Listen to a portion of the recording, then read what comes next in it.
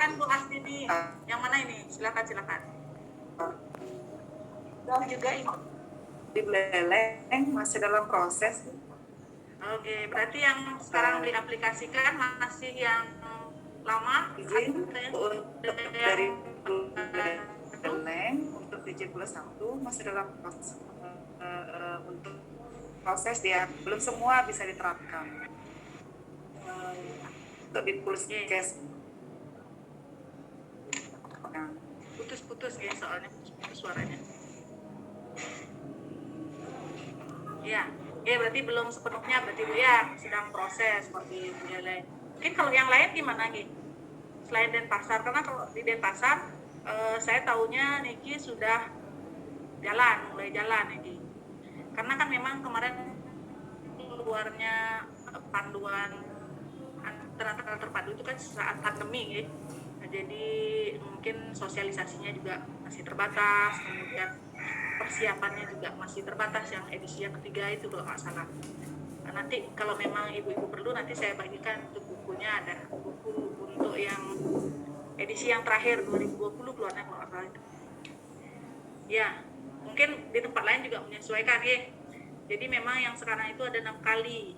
Cuman saya juga kurang ini dengan isinya karena di sana dinyatakan TW1 2 kali, TW2 1 kali, TW3 3 kali. Tapi TW3 itu lebih dari 24 minggu. Nah, itu kan kalau kita kan menang yang namanya TW3 adalah lebih setelah 28 minggu ya. Tetapi artinya mungkin lebih dari 24 minggu itu adalah setelah 24 minggu, mungkin begitu maksudnya. Karena memang kalau dari redaksinya seperti itu.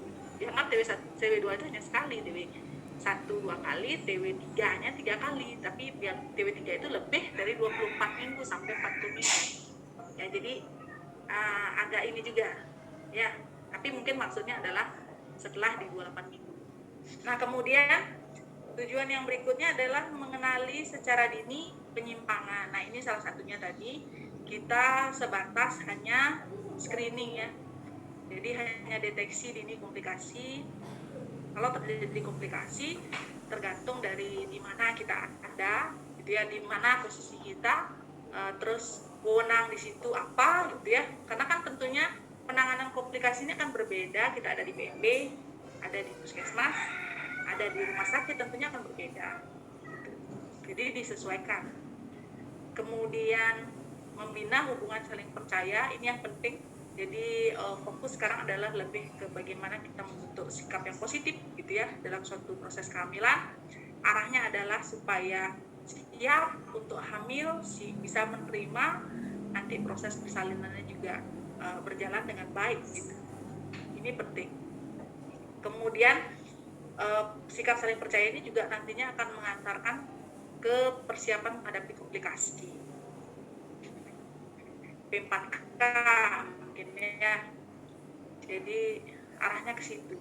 Sehingga pada saat terjadi sesuatu pada pasien dia sudah siap, baik secara fisik maupun mental. Itu. Kemudian itu tujuannya. Kemudian di sini kalau kita lihat perubahan fokus kehamilan dari yang dulu ke yang sekarang gitu ya. Kalau dulu jelas kita selalu berpatokan pada faktor risiko. Tentunya kalau faktor risiko itu kan jadinya kita terpaku pada itu yang risiko tinggi kita kasih banyak hal gitu ya. Misalnya tentang B4K yang lebih kompleks, kemudian penanganannya mungkin yang lebih hati-hati gitu. Tetapi kalau sekarang semua ibu hamil dianggap beresiko kan gitu. Jadi pemeriksaannya ya sama gitu ya. Jadi kalau yang ibu A dapat HIV, yang ibu B juga HIV. Jadi dianggap sama karena semua kehamilan beresiko. Karena ternyata setelah dilakukan penelitian, banyak ibu yang beresiko akhirnya persalinannya normal saja. Tapi banyak yang tidak diprediksi untuk resiko, akhirnya terjadi resiko. Nah, itulah terjadi perubahan paradigma dari yang tadinya berpandangan bahwa ada resiko tinggi gitu misalnya pengelompokan sehingga kita memberikan asuhannya berbeda. Tetapi kalau sekarang semua ibu hamil itu beresiko, sehingga ya harus di triple eliminasi semua dilakukan, kecuali kalau sudah ditemukan satu komplikasi tentunya ada penanganan tersendiri plus yang standarnya gitu ya. Itu dia. Jadi memang sudah banyak juga perubahan dari asuhan yang dulu ke yang sekarang. Malah yang sekarang memang screeningnya lebih banyak, terutama tes laboratorium, karena memang kalau dilihat dari kematian ibu, pendarahan, hipertensi menjadi yang paling tinggi, tetapi sudah mulai ada pergeseran lebih banyak ke kematian akibat dari penyakit. Nah ini yang dideteksi dengan dari laboratorium tersebut. Paketnya nambah. Ya. Penggunaan sedang teman ya.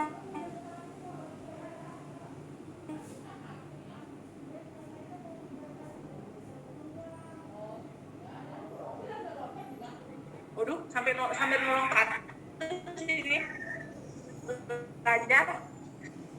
Jadi, kemudian yang sudah saya sampaikan tadi, sehingga benar-benar juga bahwa pemberian asuhan khusus pada ibu tergolong beresiko tinggi terbukti tidak mengurangi komplikasi. Meskipun sekarang di buku KIA sendiri kan juga ada tuh, kalau ditemukan 2 resiko sedang maka harus dilakukan rujukan, 1 resiko tinggi kan ada seperti itu tuh. Tetap sih ada penggolongan, tetapi kan kita tidak mengkhususkan itu. Kalau sudah memang terjadi komplikasi, tentunya penanganannya standar plus komplikasi. Tetapi di standar itu saja dia sudah harus mendapatkan banyak hal. Tidak seperti dulu. Oh kalau ini tidak perlu, tapi kalau sekarang itu sudah menjadi rutinitas. Ya kalau dulu HIV misalnya, oh kalau ada indikasi baru tes. Kalau sekarang kan enggak. Ada tidak indikasi dilakukan. Itu sebagai screening. Kemudian ya ini salah satunya ya. Kalau kita enggak ada apa nih pasien, enggak usah dikasih apa gitu. Nah itu salah. Kalau sekarang enggak boleh. Kemudian oh ini masih ada isi tugas. Enggak bukan tugas nih ya. Jadi kalau sekarang jadinya resikonya sama. Kalau kita di Poltekkes masih pakai Puji Rohyati dia itu dipakai sebagai standar untuk menilai resiko pada ibu hamil. Kemudian dan standar yang sekarang diterapkan minimal adalah 10T. Jadi saya rasa itu sudah teraplikasi ya di lapangan. Kalau nah ini kan sekedar refresh saja ya, bimbang. Saya rasa ini sudah ada aturannya. Yang penting adalah dikerjakan, itu aja. Sekian hari dikerjakan tidak? Konsisten nggak mengerjakan di lapangan? Jangan-jangan ada aja standarnya, tetapi tidak dikerjakan semuanya. Itu ya. Yang penting adalah bagaimana dan itu konsisten lakukan ini, sehingga harapannya kalau terjadi suatu resiko sudah terdeteksi lebih awal. Kemudian dan memang saya juga sendiri pernah penelitian tentang aplikasi dari antenatal terpadu ini di Kota Denpasar. Ya kadang-kadang juga tidak diterapkan karena terlalu banyak beban kerja, workload-nya tinggi, gitu ya. Jadi nulis aja dia harus sekian buku nulis itu untuk satu program itu gitu ya. Nah, jadi akhirnya juga ada yang kelupaan dikerjakan, tapi pada umumnya dikerjakan. Kemudian ini nah yang sekarang membantu dengan P4K itu adalah sodium wajib ya. Kemudian persiapan menghadapi komplikasi kaitannya dengan ini. Kemudian apalagi saat ini karena kita sedang COVID nih, tentunya ada persiapan untuk pemeriksaan COVID sebelum akan melahirkan ya. Berapa minggu biasanya 2 minggu ya. 2 minggu sebelum melahirkan biasanya sudah dilakukan. Itu lagi tambahannya ya yang harus dikerjakan saat ini. Saya ini sudah dikerjakan semua. Kemudian, nah ini yang terpenting sekarang, refocusing sekarang adalah membangun rasa percaya dengan ibu keluarga. Salah satu cara paling itu mengurangi aki AKB. Jadi ini bagaimana kita membuat suatu hubungan yang positif, bagaimana membina hubungan kepercayaan antara ibu dan bidan gitu ya, bidan dan pasien. Bagaimana kita bisa merangkul keluarganya sehingga bisa ikut terlibat di dalam proses asuhan kehamilan, karena kehamilan tidak semata-mata milik perempuan, tetapi adalah milik bersama gitu ya. Itu yang perlu banyak sekarang diinikan, karena sekarang orang terpaku pada IT lebih banyak, berputar pada diri sendiri, apalagi belum lagi sekarang banyak orang yang terkait dengan tekanan PPKM, COVID dan lain sebagainya, tentunya kesannya tidak banyak tidak banyak didukung gitu ya jadinya ya. Jadi yang penting adalah bagaimana kita membangun kepercayaan sehingga bisa saling melengkapi. Kemudian kalau standar, saya rasa ini masih sama seperti dulu ya. Ada 24 standar, karena saya lihat dari laporan di Kemenkes itu ada yang akan baru keluar, tetapi itu masih sifatnya draft-draft, revisi-revisi yang masih terus diperbaiki, sehingga kita masih tetap pakai 24 standar itu, tetapi standar minimalnya adalah 10T tetap. Itu ya. Nanti mungkin akan muncul itu standar pelayanan kebidanan yang baru. Sekarang saya lihat di Kemenkes itu dari laporannya masih direvisi. Kalau dilihat dari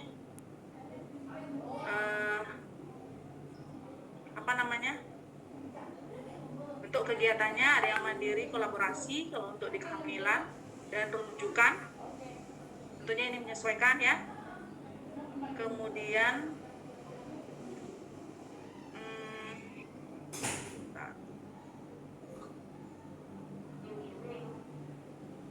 ya, jadi kalau ini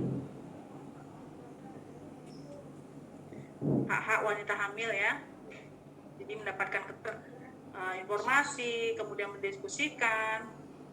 Saya rasa ini sudah dikerjakan, menerima layanan senyaman mungkin, sehingga sekarang banyak muncul komplementer itu sebagai satu bentuk komplement ya, pelengkap dari yang standar yang ada.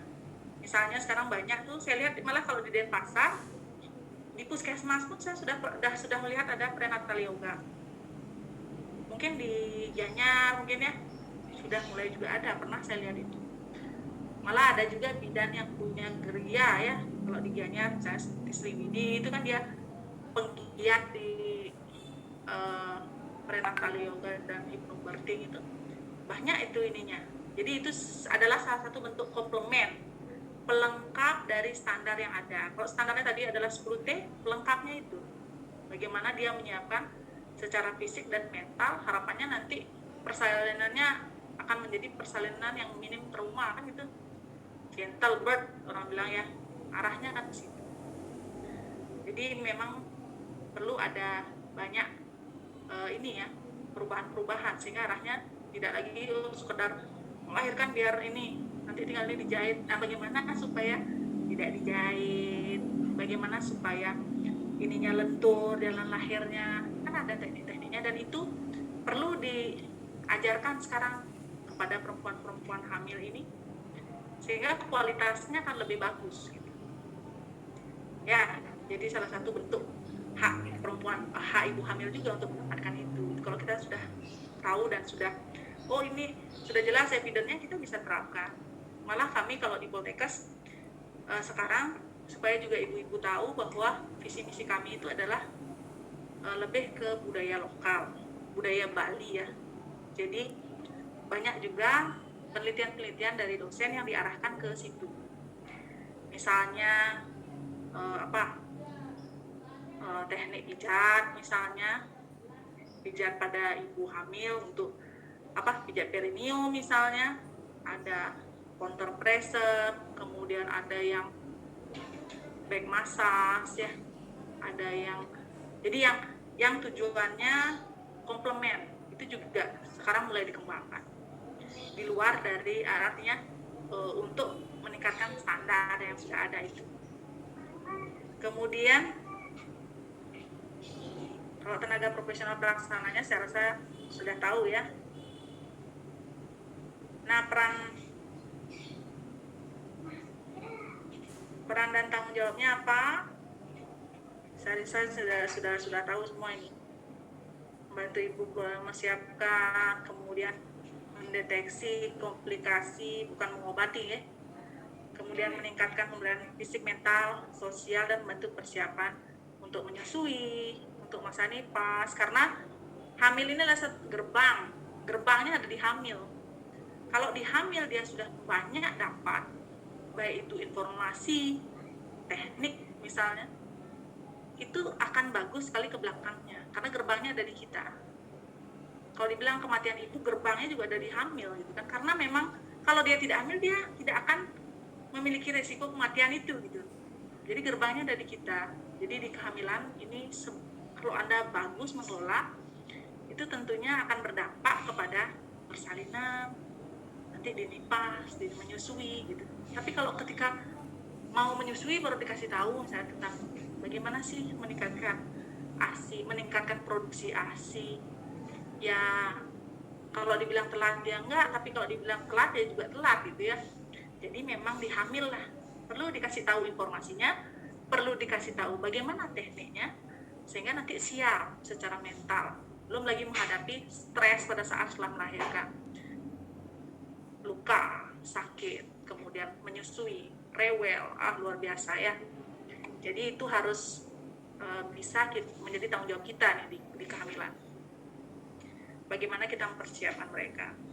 Kemudian, nah sekarang tren isu yang sekarang ini banyak dibicarakan itu antara lain self care, perawatan diri sendiri, bagaimana empowering tadi. Kemudian kalau ANC tentunya dilakukan lebih baik sebelum 8 minggu ya.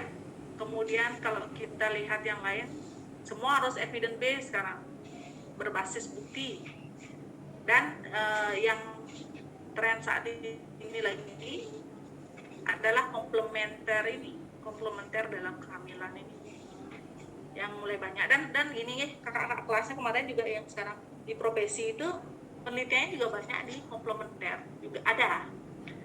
Jadi saya lihat lumayan juga, karena mungkin memang sudah mengerjakan sehari-harinya ya, jadi tidak terlalu masalah dia dalam mencari pasien misalnya, itu nggak ada masalah. Jadi itu mulai dikembangkan.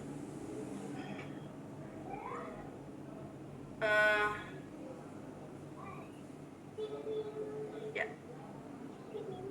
ada yang ingin ditanyakan sampai di situ? Saya rasa ini akan artinya merefresh kembali ya, apa sih menjadi pandangan bidan terkait dengan asuhan kehamilan. Intinya saya ingin menyampaikan bahwa kita berpandangan ini adalah sesuatu yang normal dan itu didukung oleh regulasi yang ada sekarang. Kita memberikan asuhan kehamilan dalam batas normal, hanya mendeteksi komplikasi ya, berarti hanya di dalam batas normal. Dan bagaimana kita meningkatkan meningkatkan kualitas layanan kehamilan itu dengan bisa memberikan hal-hal yang terkini, misalnya seperti tadi asuhannya harus evident, kemudian bagaimana kita meningkatkan peran serta perempuan, keluarga gitu ya dalam merawat kehamilan, kemudian juga bisa memberikan asuhan yang sifatnya komplemen ini adalah pelengkap. Saya tidak bilang kalau standarnya nggak usah dilakukan, komplementer aja dilakukan, tidak boleh begitu. Standarnya tetap jalan, komplement ini sebagai pelengkap saja. Itu ya. Jadi hal-hal itu bisa kita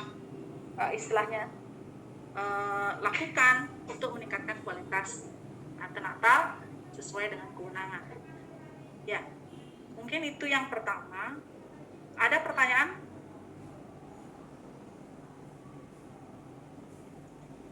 Nah, ini kalau kita lihat di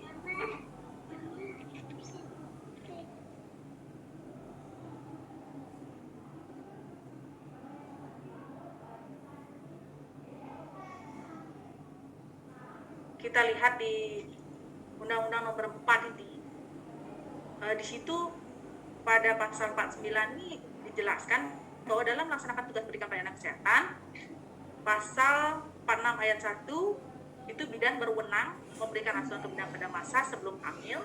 Ini adalah masa prakonsepsi, mungkin masuknya tidak di program kehamilan tetapi di remaja mungkin ya sekarang ya. Kalau di Denpasar ini masuk ada di remaja kalau nggak salah, adalah asuhan persiapan calon pengantin terkait dengan kesehatan reproduksi. Kalau nggak salah itu ada di remaja. Nah, tetapi tentunya kalau di kita ketika dia sudah menikah itu menjadi bagian kita kan. Tapi kalau sebelum menikah mungkin di program remaja. Jadi ini memberikan asuhan kehamilan pada masa sebelum hamil. Terus di sini memberikan asuhan kebidanan pada masa kehamilan normal. Jadi terbatas pada yang normal. Jadi saya ingin menegaskan saja bahwa di dalam undang-undang itu sudah diisyaratkan bahwa memang kita di normal. Ini undang-undang nomor 4 ya. Kemudian tahun 2019. Kalau di sebentar.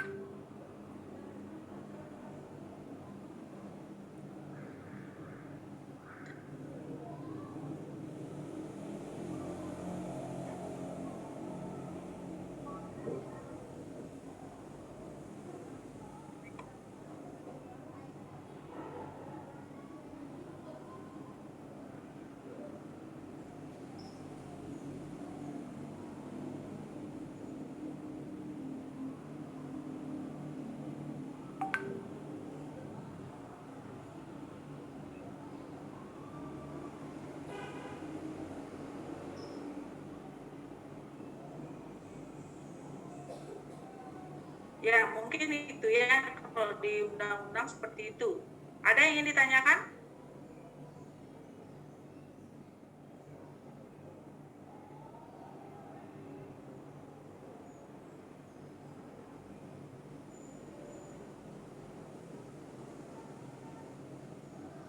Nah, ini adalah yang saya bilang tadi,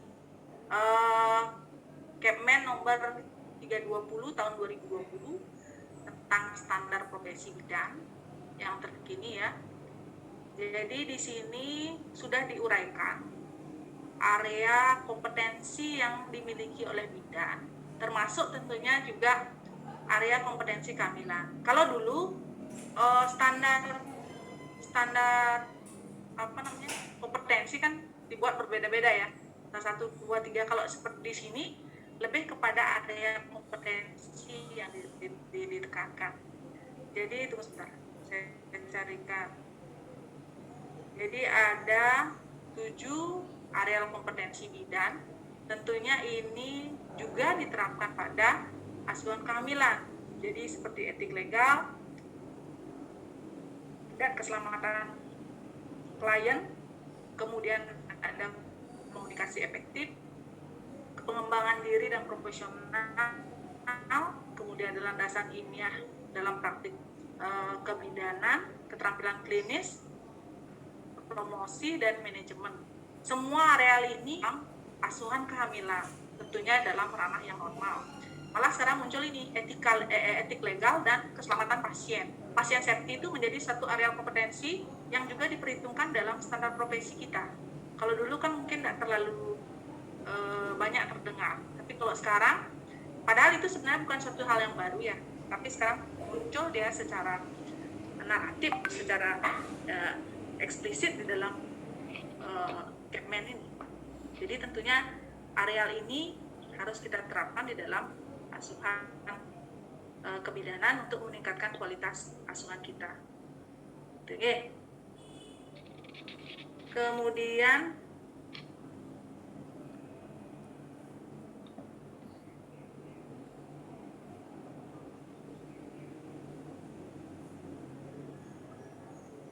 ini apakah kelihatan Bu ya?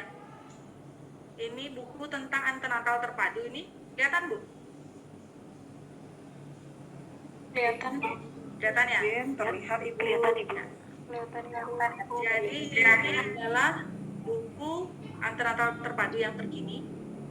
Ini terbitan 2020. Memang ada beberapa perubahan yang seperti yang sudah saya sampaikan tadi. Tentunya kalau ibu-ibu di lapangan yang bekerja sebagai bidan di puskesmas ini sudah dapat mungkin ya. Jadi ada 6 kali, ada K6 di sini ya. Kalau dulu hanya sampai indikatornya K1 K4, sekarang ada K1, K4 dan K6. Ya, sudah ada perubahan. Kunjungan pertama untuk pemeriksaan dokter dilakukan 2 kali selama kehamilan. Kalau dulu kan tidak diisyaratkan, itu hanya pemeriksaan dilakukan 4 kali.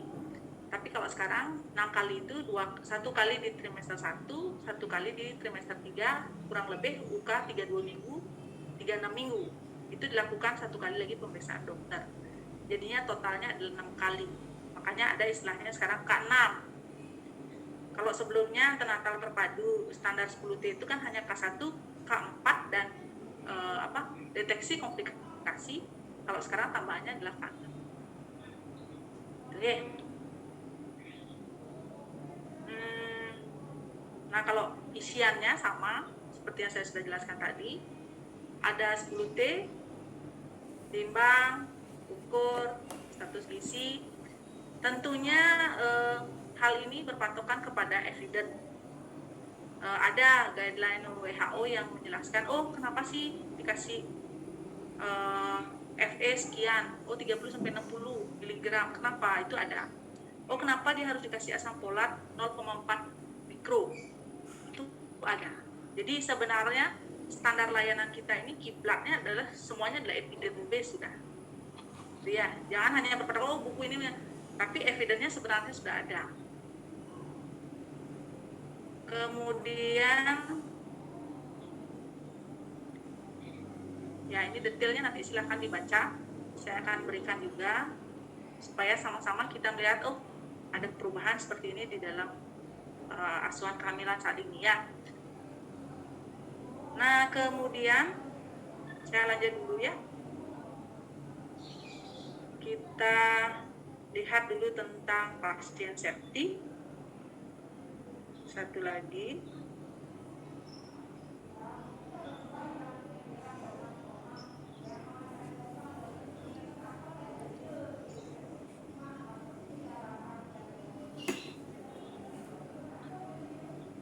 Pasien safety.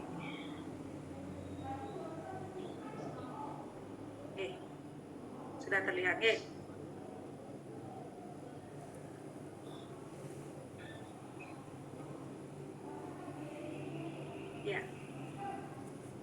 Jadi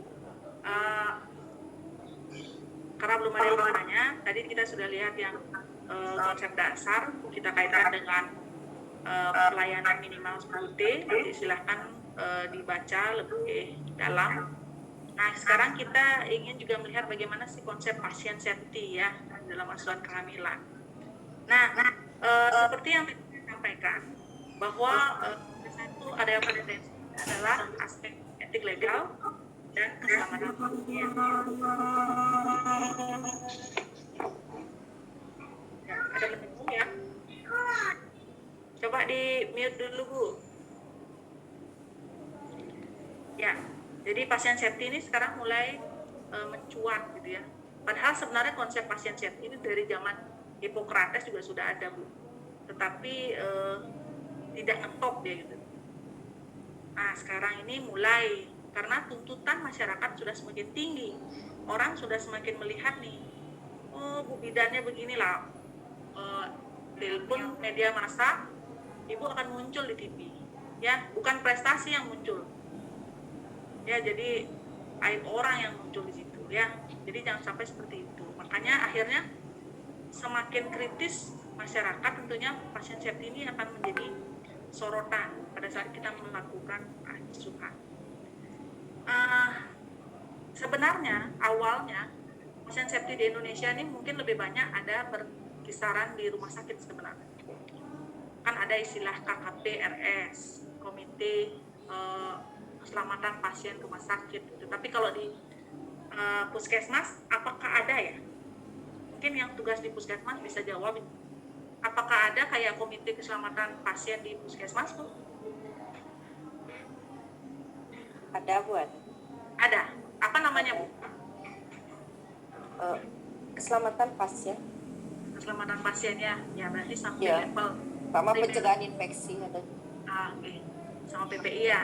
Ya, Ya, jadi sudah menjadi bagian sampai ke bawah juga. Dulu awalnya itu dari rumah sakit gitu. Tapi karena memang sekarang kan semua harus harus melakukan. Nah, mengapa kita perlu belajar, perlu tahu gitu ya tentang pasien safety dan bagaimana sih konsepnya gitu ya. Jadi pasien safety ini awalnya itu karena saking banyaknya, kreditnya pekerjaan di fasilitas kesehatan gitu ya, banyaknya obat, banyaknya tes, banyaknya prosedur gitu ya, dan banyaknya orang di sana, terutama clinical staff-nya, sehingga ini membuat kemungkinan meningkatkan kesalahan gitu ya pada saat memberikan asuhan. Semakin ke belakang ini kan layanan akan semakin kompleks, tidak hanya di rumah sakit, tetapi juga di layanan di bawahnya, di primer pun sekarang sudah semakin kompleks kan. Kalau dulu mungkin tidak banyak jenis yang dilayani, sekarang semakin banyak. Tentunya obat-obatan semakin banyak, prosedur akan semakin banyak, jenis pasien juga semakin banyak, dengan staf yang beragam, sehingga itu akan meningkatkan kesalahan. Oke. Jadi awalnya dari situ, banyaknya obat, banyaknya jenis pemeriksaan, banyaknya prosedur, terus jumlah pasien yang tinggi, kemudian staf rumah sakit gitu ya, itu akan menimbulkan potensi kesalahan. Nah, kalau kita lihat kesalahan atau medical error itu sebenarnya ada dua. Ada yang namanya commission, ada yang namanya omission. Kalau commission itu disebabkan karena kita melakukan tindakan. Tapi kalau omission itu karena tidak mengambil tindakan. Jadi ada dua kemungkinan ya. Kesalahan dari proses medis ini bisa menimbulkan cedera, terus kesalahan termasuk kegagalan dalam melaksanakan sepenuhnya rencana yang akan menggunakan rencana yang bisa karena kesalahan kita melakukan rencana atau menggunakan rencana yang salah. Nah, kalau kita melakukan tindakan dan terjadi kesalahan, itu istilahnya commission. Kalau ibu tidak melakukan tindakan kepada pasien yang ternyata memerlukan tindakan, itu namanya omission. Jadi kesalahan error itu bisa karena dua, bisa karena melakukan atau tidak melakukan. Itu ya. Nah, jadi kalau terjadi kesalahan, istilahnya kejadian tidak diharapkan mengakibatkan cedera yang tidak diharapkan pada pasien karena setindakan commission, karena tidak bertindak namanya omission, dan bukan karena underlying disease atau kondisi pasien ya. Jadi karena kondisi pasien memang dia akan terjadi seperti itu, lain lagi ceritanya. Tetapi karena kesalahan kita dalam melakukan tindakan atau tidak melakukan tindakan, itu yang namanya adverse event, kejadian yang tidak diharapkan atau KTD ya. Nah, kemudian kalau KTD ini akhirnya menimbulkan cedera yang permanen atau kematian, itu namanya sentinel. Jadi kalau salah satu sentinel itu bisa kematian ibu, itu juga salah satu bentuknya, termasuk juga kematian pada saat kehamilan kan. Nah, kalau kita kaitkan dengan apa yang kita pelajari sekarang, itu kalau dia permanen sifatnya, dia istilahnya sentinel gitu ya. Nah, ini dia. Ini kan karena kompleksitas ya Bu ya, kita tidak hanya bicara di ranah puskesmas, tapi kalau di lebih tinggi, misalnya pada pembedahan, salah pasien yang dibedah, itu kan di rumah sakit. Nah, termasuk juga kematian, termasuk dalam kematian masa kehamilan. Tapi kan kita akan lihat kembali kenapa terjadi kematian itu kan itu. Makanya ada audit untuk mengetahui apakah kesalahan ini akibat dari satu tindakan atau karena tidak bertindak atau memang karena underlying tadi itu. Oke. Ini salah satu contoh. Nah, tapi ada juga tuh Bu, suatu kejadian akibat melaksanakan tindakan yang dapat mencederai tetapi dia tidak serius terjadi. Jadi dia nggak serius ya, karena bisa karena faktor beruntung, bisa karena ada preventif atau peringanan. Kalau beruntung misalnya pasien terima obat, kemudian obat yang kontraindikasi, tetapi akhirnya tidak timbul alergi. Kita tahu tuh padahal sudah tercatat, tapi tetap kita ternyata memberikan, kan itu kesalahan kita tuh. Tapi ternyata dia nggak kenapa-napa, berarti ada beruntung tuh. Kemudian kalau pencegahan, misalnya obat-obat yang overdosis, staf lain tahu, terus dia tiba-tiba sebelum diberikan jangan diberikan. Nah itu satu bentuk neurmis pencegahan. Kemudian misalnya sudah disuntik, kemudian terjadi reaksi, ada obat antidotumnya diberikan, akhirnya ringan kondisinya, berkurang semakin baik. Itu namanya peringatan. Istilahnya itu adalah nyaris cedera atau near miss ya, bukan KTD. Kalau KTD tadi berarti kan menyebabkan terjadinya satu cedera ya. Kalau dia cederanya sifatnya permanen, itu namanya sentinel. Tapi kalau ini nyaris akan terjadi cedera, tapi karena beruntung, karena ada yang mencegah, karena ada yang meringankan, nggak jadi gitu. Nah kalau kita lihat ini gambar ini, jadi kalau medical error itu bisa pasien tidak cedera atau near miss tadi, dia akan keluar dari garis ini kan. Tapi kalau dia medical error sampai menyebabkan cedera, jatuhnya di adverse event. Ya. Nah, kenapa bisa terjadi? Sebenarnya medical error ini bisa disebabkan kesalahan proses. Sebenarnya dapat dicegah. Pelaksanaan plan action yang tidak komplit yang seperti tadi. Kita akan melakukan tapi tidak dilakukan sepenuhnya. Atau pakai plan yang salah. Terus karena kita sudah berbuat, istilahnya commission, karena tidak berbuat namanya omission. Tapi ketika terjadi medical error dan terjadi pencegahan seperti tadi, change, prevention, mitigasi, ya, apakah dia karena beruntung, apakah karena dia ada peringanan, apakah ada upaya preventif dari lingkungan sekitarnya, itu akhirnya tidak terjadi. Jadi kesalahan itu ya di biru ini Bu.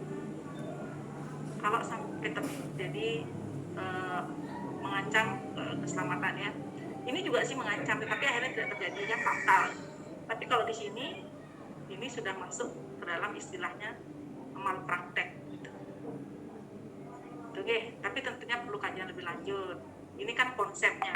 Sekarang kan setiap kasus tentunya akan berbeda-beda. Gitu ya, perjalanannya kan akan berbeda-beda.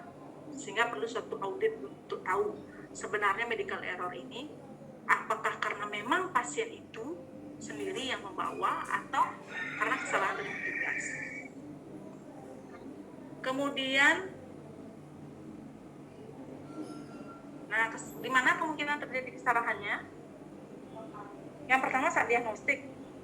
Jadi kesalahan atau keterlambatan diagnosis, tidak menerapkan pemeriksaan sesuai, menggunakan cara pemeriksaan yang sudah tidak dipakai, tidak bertindak atas hasil pemeriksaan atau observasi.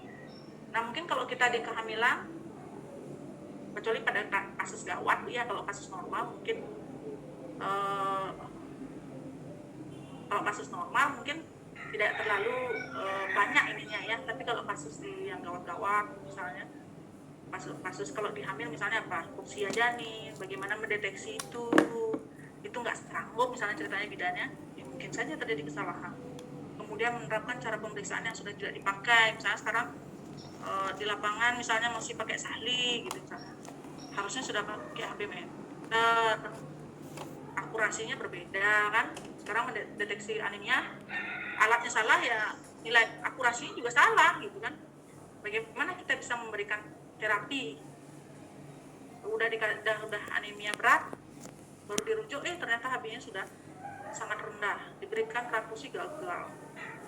Jangan sampai seperti itu. Itu kesalahan diagnostik. Harusnya dia sudah diidentifikasi anemia, ibu belum identifikasi, masih normal saja, diasuh saja. Akhirnya terjadi mungkin ini akhirnya mencuat itu. Jadi jangan sampai seperti itu. Nah, kemudian ada juga kemungkinan karena kesalahan pengobatan, kesalahan pada prosedur, kesalahan pada terapi, kesalahan pada metode. Nah, ini mungkin kalau pengobatan kita di kehamilan mungkin tidak banyak ya. Itu hanya yang sifatnya ringan. Jadi kalau kecuali ranahnya mungkin sudah di rumah sakit. Tapi kalau masih di PMB, pengobatan juga masih terbatas. Ya. Kemudian preventif, tidak memberikan terapi profilaksis. Ini mungkin lebih banyak di rumah sakit, monitor dan follow up yang tidak dibuat. Kalau monitor dan follow up ya penting itu. Misalnya sudah kita menemukan masalah, sekarang kita biarkan itu, tidak kita follow up. Makanya pada saat setiap pertemuan itu adalah salah satu tujuannya tadi kan adalah memonitor bagaimana perkembangan, bagaimana perubahan, apakah dia menuju ke yang lebih baik atau semakin jelek, prediksinya semakin jelek, apakah dia memerlukan rujukan apa tidak, ya. Jadi itu sangat penting. Apa sebenarnya monitor follow up ini sangat penting. Kemudian yang lain-lain adalah gagalan berkomunikasi, gagalan alat dan sistem. Itu bisa sebagai kemungkinan kesalahan, menyebabkan kesalahannya. Kemudian, nah, terus kenapa perlu ada pasien safety? Nah, karena sebenarnya pada dasarnya pasien safety itu bukan option, bukan pilihan, tetapi adalah hak. Nah, tadi kita kan bicara tentang hak ibu hamil, dia hak memperoleh informasi, hak diberikan pelayanan secara optimal, secara holistik yang harus diberikan. Itulah hak, termasuk juga pasien safety di dalamnya. Karena setiap kita melakukan kegiatan, setiap kita melakukan tindakan, tentunya pasien safety ini selalu nempel. Jangan sampai pasiennya jatuh, itu kan selalu nempel. Ibu mau naikkan pasiennya ke tempat tidur, mau periksa hamil, ibu selalu menjaga supaya pasien tidak jatuh. Itu salah satu bentuk kan gitu. Jadi dia melekat sistemnya. Jadi ini bukan satu pilihan, not an option, tetapi dia adalah hak dari setiap pasien yang sudah mempercayakan kesehatannya kepada ibu. Itu ya. Jadi kalau kita sudah diberikan kepercayaan, pasien sudah percaya kepada kita, tentunya kita bisa memberikan yang terbaik. Lebih mudah kita masuk, kan? Tapi kalau dia tidak percaya, yang lain-lain ceritanya. Tapi sebenarnya pasien safety ini bukan pilihan, tetapi memang haknya dia untuk diberikan.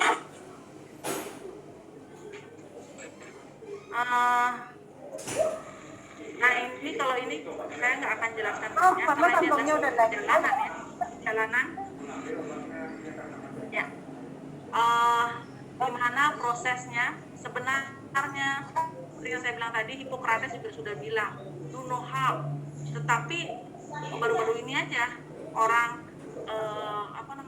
orang mulai orang mulai dengan pasien safety. Awalnya dari WHO tahun 2020, kemudian dia membuat lembaga sendiri ya.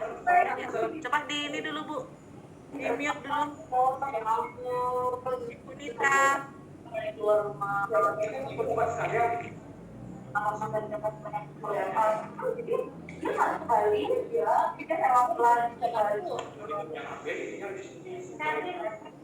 Ya.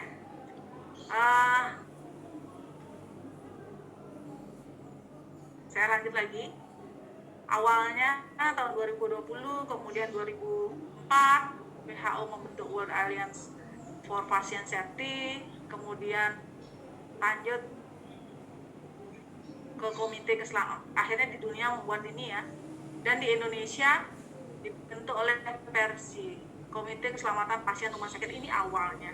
Sekarang tentunya sudah sudah mulai di setiap lini, seperti tadi yang sudah disampaikan di Puskesmas juga punya.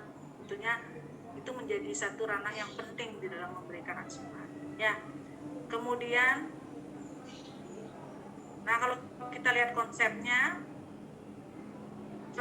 sistem membuat asuhan pasien lebih aman, meliputi asesmen risiko, identifikasi, analis insidensi, belajar dari insiden dan tindak lanjutnya, implementasi solusi, dan mencegah terjadinya cedera, baik itu dengan mengambil tindakan atau tidak mengambil tindakan. Ya, ini dasarnya adalah PMK nomor 11 tahun 2017 tentang keselamatan pasien. Secara umumnya tidak spesifik disampaikan di kehamilan apa sih yang harus dilakukan, tetapi ini akan melekat di dalam setiap asuhan, baik itu di kehamilan, persalinan, nipas, bayi, bahwa keselamatan pasien ini harus selalu diidentifikasi. Jangan sampai pasien sudah uyang, ibu biarkan saja, ibu tidak amankan, dia akhirnya terjatuh misalnya. Jadi harus bisa mengidentifikasi pasien ini membutuhkan ini, pasien ini membutuhkan ini, karena kondisinya yang tidak misalnya tidak tenang, kita harus berikan. Itu saya rasa melekat dalam setiap asuhan ya. Mungkin tidak spesifik kalau di kehamilan harusnya begini pasien safety-nya, enggak juga. Gitu. Memang kita akan membahasnya secara umum. Ya, saya rasa ini. Nah, ini beberapa hal yang berkontribusi bisa mempengaruhi dari praktek klinik, termasuk juga kehamilan di dalamnya ya. Misalnya dari faktor pasien, kondisi, kompleksiti, keseriusan dari kasus yang dihadapi, kemudian bagaimana kita berkomunikasi, ya, dan personality. Jadi ini dari faktor pasien, bagaimana kita bisa menerapkan keselamatan kerja dalam asuhan kehamilan, itu juga salah satunya dipengaruhi oleh pasien sendiri. Tidak hanya kita, ada beberapa faktor. Yang pertama pasien, kemudian yang kedua adalah penugasan dan faktor teknologi. Ini juga berpengaruh ternyata di dalam menerapkan pasien safety. Contohnya desain tugas dan clarity structure ini lebih kepada bagaimana job desk-nya dia, kemudian ketersediaan dan penggunaan dari protokol yang ada. Tentunya di dalam ruang pemeriksaan kehamilan harus ada SOP yang harus kita ikuti kan.